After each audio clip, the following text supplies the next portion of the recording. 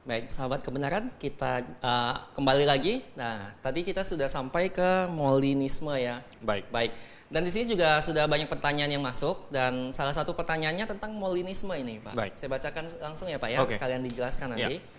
Baik, dari Pak Tobito Obi. Selamat sore Pak Stephen. Ya, sore Maranatha. ya. Maranatha. Baik, apa kesalahan Molinisme tentang natural knowledge, middle knowledge, dan free knowledge? Jadi Bapak bisa mohon jelaskan dulu Molinisme itu apa, kemudian Oke. baru menjawab beliau. Silakan Pak. Baik. Sayang sekali waktu kita sangat terbatas. Ya. Jadi saya jawab singkat saja. Molinisme, pertama-tama namanya dulu. Kenapa disebut Molinisme? Ini dari nama orang ya. Namanya Molina. Molina ini adalah seorang rahib kalau saya tidak salah, gitu, di abad-abad pertengahan lah, gitu ya. Katolik ya Pak ya? Ya, dia dari Katolik, Ya. kalau saya tidak salah. Dan dia mengusulkan suatu penjelasan tentang kemahatauan Tuhan, gitu ya. Ya. Dan akhirnya disebut pakai nama dia, Molinisme, gitu ya. Baik. Dan Molinisme percaya ada Tuhan itu punya tiga jenis Tiga jenis pengetahuan. Natural knowledge itu adalah pengetahuan tentang Tuhan, tentang segala sesuatu yang memang sudah dari sananya demikian, Ya. gitu ya. Sama dengan simple knowledge tadi ya Pak ya? Agak sedikit berbeda gitu ya. Jadi kalau kita bilang determinisme ini ekstrim sini, kemudian ekstrim kanan lah gitu ya. Ya. Open theisme ekstrim kiri, Ya. ya. Maka simple foreknowledge dan Molinisme ini lebih ke tengah. Gitu ya, lebih ke tengah. Dan Molinisme masih lebih baik daripada determinisme, walaupun ada beberapa hal yang masih agak sedikit mengganjal ya bagi saya pribadi mengenai Molinisme, gitu. Ya. Jadi Molinisme percaya bahwa Tuhan punya tiga jenis pengetahuan. Natural knowledge, jadi itu pengetahuan tentang segala sesuatu yang memang dari sananya. Ya, misalnya tentang Alam ini. ya tentang alam, ya tentang sifat Allah itu sendiri, pokoknya semualah ya. Kemudian ada namanya free knowledge. Free knowledge ini pengetahuan Tuhan tentang apa yang Dia sendiri akan lakukan. Ya, Tuhan mau berbuat apa begitu ya. Ya. Kemudian middle knowledge ini adalah pengetahuan Tuhan counterfactual, artinya kalau misalnya begini, maka apa yang akan terjadi? Kalau misalnya begini, apa yang akan terjadi? Jadi sebab akibat begitu. Ya, ada kalau begini apa yang terjadi, kalau begini apa yang terjadi, begitu kan? Misalnya Tuhan dalam free knowledge dia akan menciptakan manusia, gitu. dan dunia dan sebagainya. Tapi mau ciptakan manusia dan dunia ini dalam kondisi seperti apa, gitu. Kalau misalnya begini, maka ujung-ujungnya kejadiannya begini. Kalau Tuhan cipta, kalau begini, ujung-ujungnya begini. Artinya begini. Molinisme percaya bahwa dalam situasi tertentu si makhluk bebas ini akan pilih A. Kalau situasinya beda, mungkin dia akan pilih B. Situasinya beda, mungkin dia akan pilih C, begitu. Dan nah di sini Tuhan memilih dia mau yang mana. Jadi Molinisme berkata Tuhan tetap memilih, menentukan, makhluknya tetap bebas, gitu ya. Dan mekanismenya adalah Tuhan sudah tahu kalau begini apa yang akan dia pilih, kalau begini apa yang akan dia pilih, kalau begini apa yang akan dia pilih. Dan kemudian Tuhan, oke lah saya maunya yang ini yang terjadi. Baik. Begitu kan? Nah,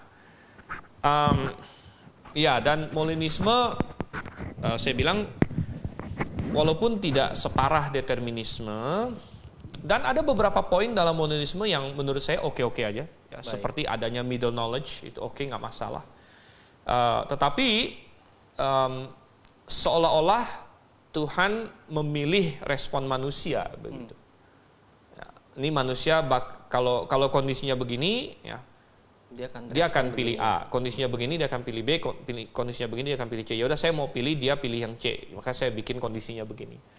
Seolah-olah tetap Tuhan memanipulasi manusia. Betul. Melalui kondisi penciptaan, gitu ya. Ini yang masih sedikit mengganjal lah, begitu ya.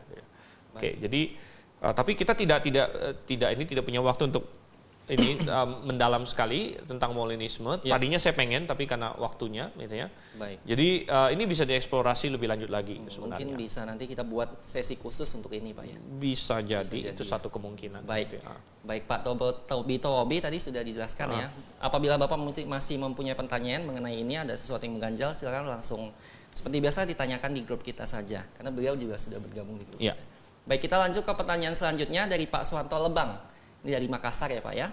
Baik, beliau bertanya mengapa kemahatauan Tuhan di Roma 8:29, ini ayat yang sangat terkenal, tidak dituliskan pada Alkitab berbahasa Indonesia. Sedang di Alkitab bahasa daerah seperti Batak, Toraja, bahkan Alkitab bahasa Yunani dan KJV ada begitu tegas bahwa oleh kemahatauan Allah sebelumnya, saat sebelum dunia dijadikan, bahwa ada sejumlah orang yang akan mendengar Injil lalu merespon dengan iman, bertobat dan percaya. Sehingga ditetapkan Tuhan menjadi orang-orang yang terpilih dalam Yesus untuk diselamatkan. Apakah Alkitab versi bahasa Indonesia ada tujuan tertentu, misalnya untuk mendukung pengajaran Calvinisme begitu? Apakah LAI ada tujuan tertentu? Ini pertanyaan yang sangat baik ya. Jadi salam kepada Pak Soeharto juga, Pak Suwanto Lebang di Makassar. Roma 8 ayat 29 bagi yang ini saya bacakan di sini. Sebab semua orang yang dipilihnya dari semula, mereka juga ditentukannya dari semula untuk menjadi serupa dengan gambaran anaknya. Dan frase yang pertama di situ sebenarnya ini salah kurang tepat penerjemahannya. Ya, karena di dalam bahasa aslinya adalah dari kata proegno, dari proginosko, artinya semua orang yang diketahuinya dari semula mestinya. Ya, KJV for whom he did foreknow. Dan mengapa ini terjemahkan jadi dipilihnya? Saya tidak tahu apakah memang sengaja untuk mendukung Calvinisme, tapi yang jelas memang ada terpengaruh konsep Calvinisme. Karena Calvinisme mengajarkan foreknew sama berarti to forelove atau to elect, untuk memilih sebelumnya gitu. Jadi Calvinis menyamakan itu sehingga ini memang terpengaruh begitu, terpengaruh dan bukan hanya di sini tapi juga di 1 Petrus 1 ayat 2 di mana dikatakan elect according to the foreknowledge of God. Di situ diterjemahkan sesuai dengan rencana Allah ya. Mestinya sesuai dengan pra pengetahuan Allah karena di situ juga dari prognosis gitu. Betul. Dan Lembaga Alkitab Indonesia terus terang dalam banyak hal sudah lumayan bagus terjemahannya. Ya, saya harus mengakui karena saya sedang mencoba menerjemahkan ini perjanjian baru sekarang ya, dan ada banyak ayat yang sudah perfectly fine, artinya apa yang sudah diterjemahkan sudah sangat bagus. Sudah tidak perlu diubah-ubah.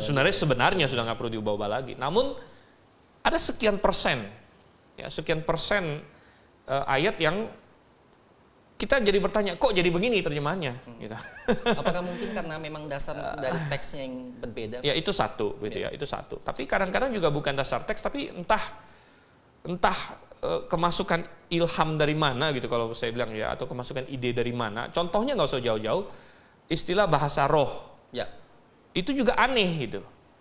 Kok bisa muncul bahasa roh gitu, istilah bahasa roh gitu kan? Padahal nggak ada sedikit pun dalam teks kata roh di situ. Jadi itulah bahayanya ketika penerjemah ikut campur tangan menjadi penafsir. Ya. Ketika penerjemah ikut campur tangan mau menjadi penafsir, repot jadinya. Mestinya penerjemah itu menerjemahkan. Nah memang dalam menerjemahkan ada unsur-unsur penafsiran sedikit, mau nggak mau ya. Tapi kita harus coba minimalisir gitu ya. Terus coba minimalisir. Dan ya, jadi ya itu pertanyaan yang baik sekali dari Pak Soeharto. Baik, berarti itu frasa pertamanya foreknowledge atau proginosko ya. Kalau yang frasa keduanya Pak, mereka juga ditentukannya atau predestinate. Itu pro orizo. Itu memang ditentukan dari semula. Itu jadi betul, ya, makanya predestinasi didasarkan kepada foreknowledge kita bilang. Jadi bukan unconditional, tetapi didasarkan, ada dasarnya. Dasarnya adalah foreknowledge. Baik. Ya. Atau pra pengetahuan Tuhan. Calvinis berusaha menyamakan kedua istilah ini. Iya, disamakan. Jadi for knowledge dengan election jadi satu gitu. Kalau gitu apa bedanya? Jadi istilahnya jadi nggak ada beda. Yang kamu pilih itu yang kamu pilih, atau yang kamu tentukan itu yang kamu tentukan. Jadi ada.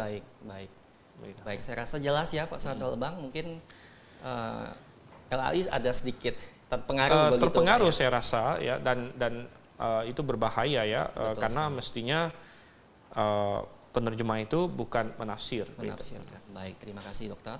Baik, kita kembali ke pertanyaan selanjutnya dari Pak Tobito Obi. Jika Tuhan Maha Tahu, maka mengapa memilih Saul untuk diurapi dengan Roh Tuhan? Dan mengapa Yudas dipilih menjadi rasul? Kalau diketahui akan gagal, dan apakah Yudas diketahui gagal dipilih jadi rasul supaya bisa menggenapi rencana Tuhan mati di kayu salib? Oke. Ya baik, jadi ada 3 pertanyaan ya Pak ya. Tapi 3 pertanyaan ini mirip ya. Artinya jika Tuhan sudah Maha Tahu, kenapa ada hal-hal tertentu yang tetap dilakukan, gitu ya, tetap dilakukan, seperti mengapa Tuhan pilih Saul dan lain sebagainya. Dan pertanyaan ini sebenarnya begini ya. Jawabannya ada beberapa cara kita bisa menjawab ini ya. Kita bisa menjawab nomor 1, cara pertama adalah bahwa kita bisa jawab terserah Tuhan gitu. Terserah Tuhan artinya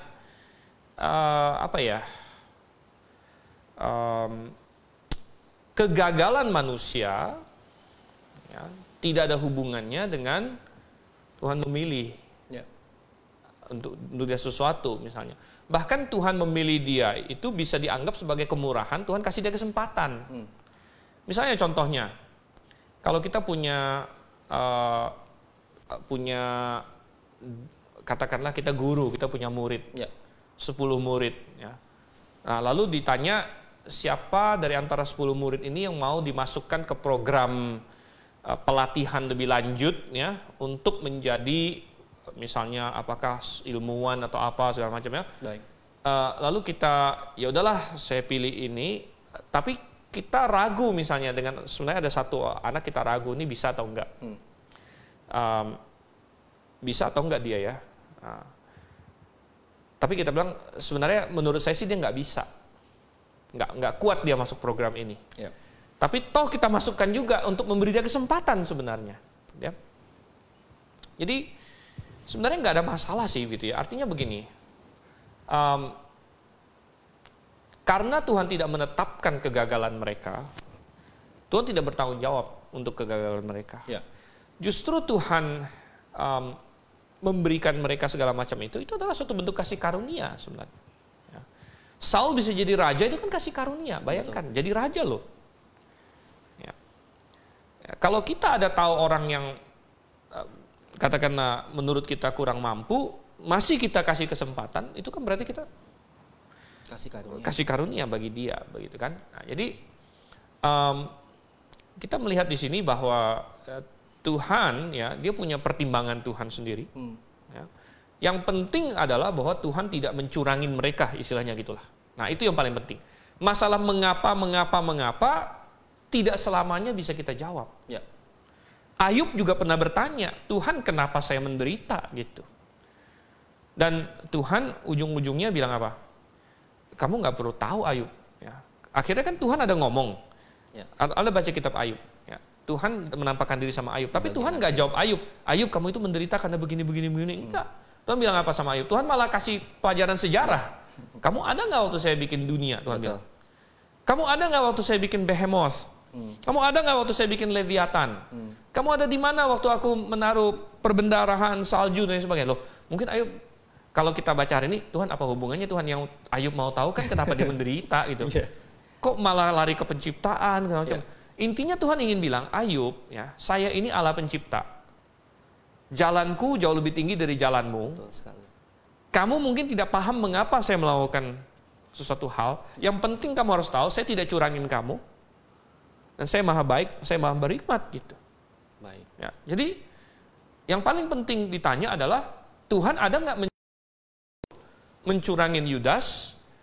Ya, seperti tadi kita bilang, kalau misalnya determinisme benar, maka aneh memang. Tuhan tentukan dia,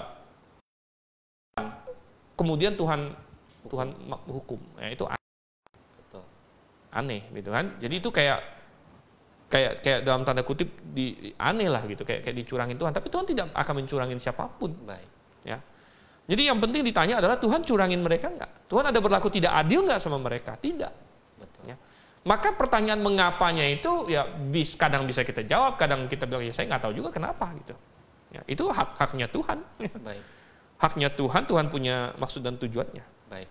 Ya. Tapi yang jelas ketiga hal ini terjadi tetap di dalam kedaulatan dan tetap dalam kedaulatan dan kemahatauan Tuhan. Dan yang paling penting adalah Tuhan tidak berlaku tidak adil sama mereka. Baik, kita ke pertanyaan selanjutnya.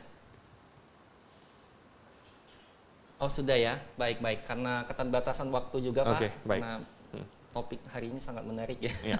Kita membutuhkan waktu yang lebih sebetulnya ya. Namun memang sudah sesuai perjanjian, kita akan tutup pukul 1 jam ya.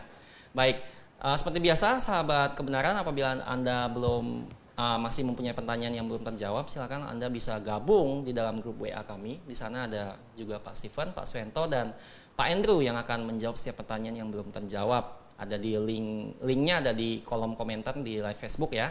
Baik, kemudian saya akan persilakan pada Dr. Stephen untuk memberikan kalimat penutup. Silakan. Ya, baik.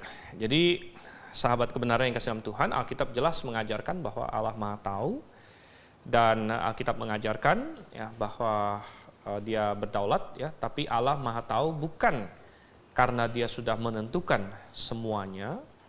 Ya, Alkitab jadi tidak masuk akal kalau Tuhan sudah menentukan semuanya. Ya, kenapa Tuhan masih marah kepada Israel yang tegar tengkuk gitu kan? Kalau Allah yang tentukan Israel tegar tengkuk, dia nggak usah marah lagi ketika Israel tegar tengkuk. Gitu.